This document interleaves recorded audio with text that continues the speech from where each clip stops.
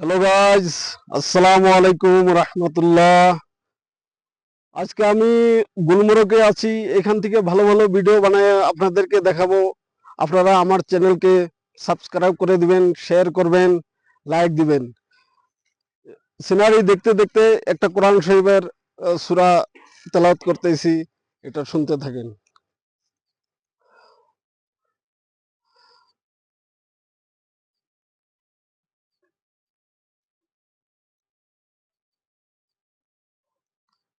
বিসমিল্লাহির রহমানির রহিম। والتين والزيتون وطور سينين وهذا البلد الأمين لقد خلقنا الإنسان في أحسن تقويم ثم رددناه أسفل سافلين إلا الذين آمنوا وعملوا الصالحات فلهم أجر غير ممنون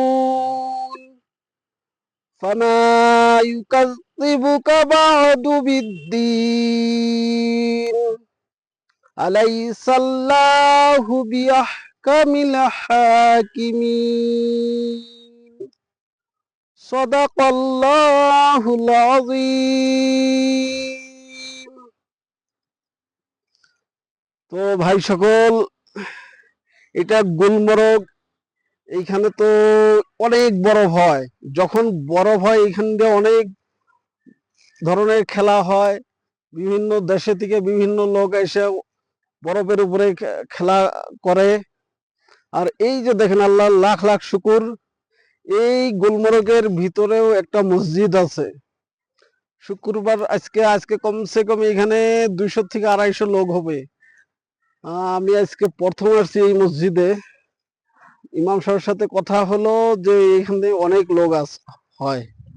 যাই হোক, এইগুলা যে দেখা পাইছেন, এইগুলা গ্রাম না, এগুলা সব হোটেল।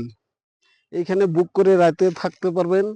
এখানে আসলে আপনাদেরকে এইগুলা বুক করতে হবে। এটা হলো সিআরপি স্কুল, আর্মি স্কুল হয় যে, ওই আর্মিদের স্কুল। এইটা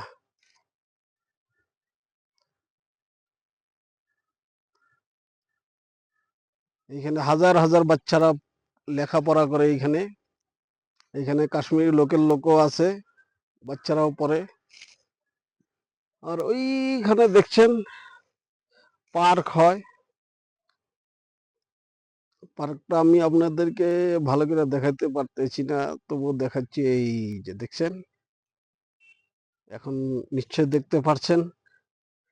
খুব সুন্দর জায়গা। আমি এক জায়গায় থেকে আসছি, যে জায়গায় আছি বর্তমানে এই জায়গায় থেকে সব সাইড দেখাতে পারছি না। যতটুক চেষ্টা করছি, চেষ্টা হয় আমার দ্বারা সম্ভব, অতটুক আমি আপনাদেরকে দেখাচ্ছি। গুলমর্গের ভিতরে এটা সবচেয়ে বড় হোটেল। এখানে রাত থাকতে হলে কমসে কম 12 থেকে 25,000 টাকা লাগে, 24 ঘন্টা।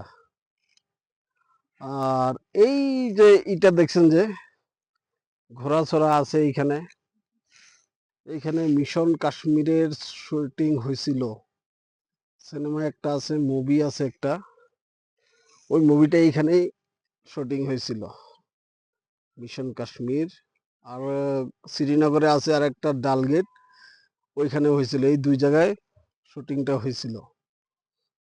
আপনারা নিশ্চয়ই দেখতে পারছেন জায়গাটা। যারা যারা মুভিটা দেখছেন হয়তো ওনারা চিনবেন এই জায়গাটা।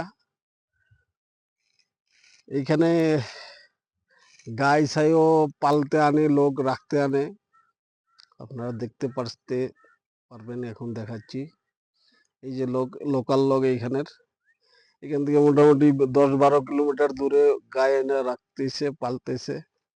ঘাস, প্রচুর ঘাস হয় এই জায়গায়, কারণ পাহাড়ি এলাকা তো।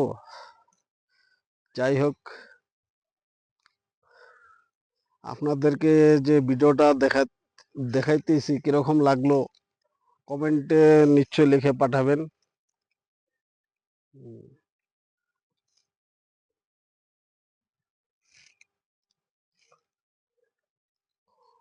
আমি ওই দূরের পাহাড়গুলো দেখাতেছি এখন আপনাদেরকে।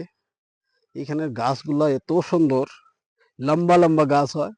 আর এই গাছই কাশ্মীরের সিনারির জন্য এক নম্বরই।